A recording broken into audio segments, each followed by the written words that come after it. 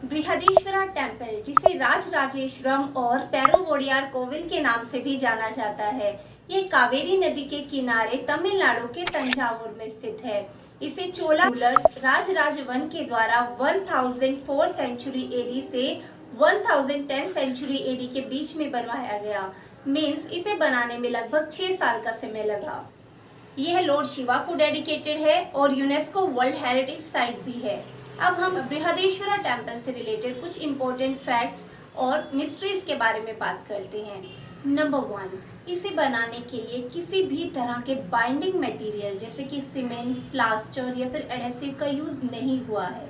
ये कम्प्लीटली बना है इंटरलॉकिंग टेक्नोलॉजी से, जिसे पजल टेक्निक भी बोला जाता है। सो हम बोल सकते हैं कि ये एक इंजीनियरिंग मार्वल है। नंबर 2, ये पूरा का पूरा टेम्पल जो है ये बना है ग्रेनाइट स्टोन से। इसमें लगभग 1,30,000 टन ग्रेनाइट स्टोन का यूज हुआ है।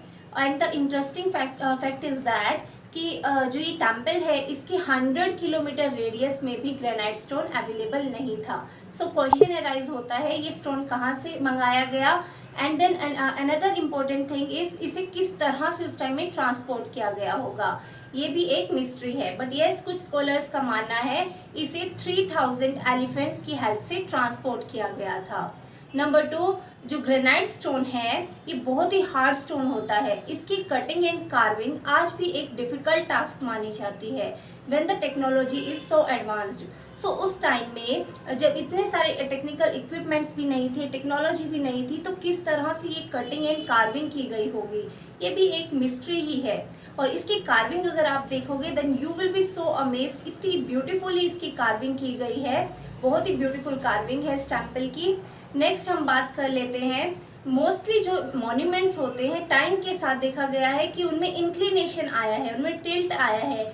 लेकिन ये टेम्पल जिसने 1000 साल में 6 मेजर अर्थक्वेक्स भी झेले हैं, इसमें किसी तरीके का कोई टिल्ट नहीं आया है। ये अभी भी 0 डिग्री इंक्लिनेशन इसमें देखा गया है। इसके लिए एक मेजर फैक्टर माना जाता है इसके वाइड बेस का होना।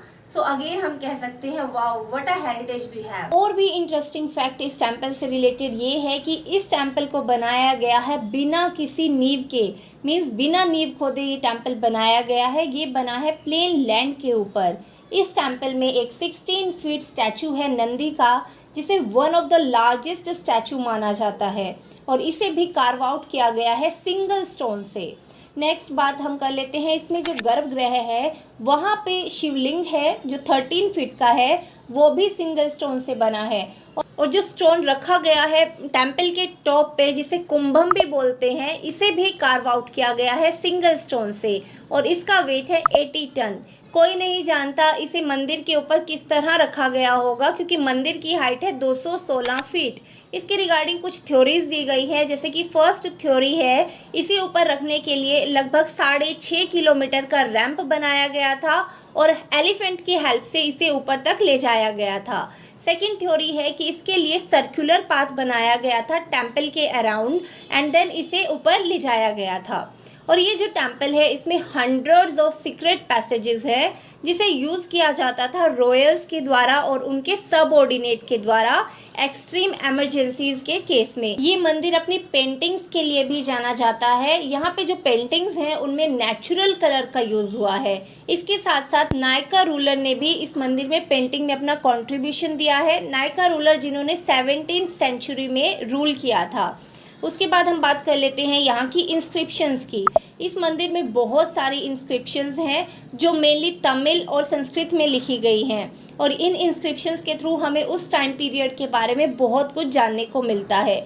इसे हम एक एग्जाम्पल के थ्रू समझ लेते हैं। जैसे कि यहाँ पे एक इंस्क्रिप्शन है जिसमें मेंशन है डिटेल अकाउंट, जो पीपल मंदिर में एम्प्लॉयड थे और जिन जिनको मंदिर के द्वारा सपोर्ट किया गया था। उसमें इस इंस्क्रिप्शन में मेंशन है उनके वेजेस के बारे में, उनके रोल्स के बारे में, उनके नेम्स भी मेंशन है।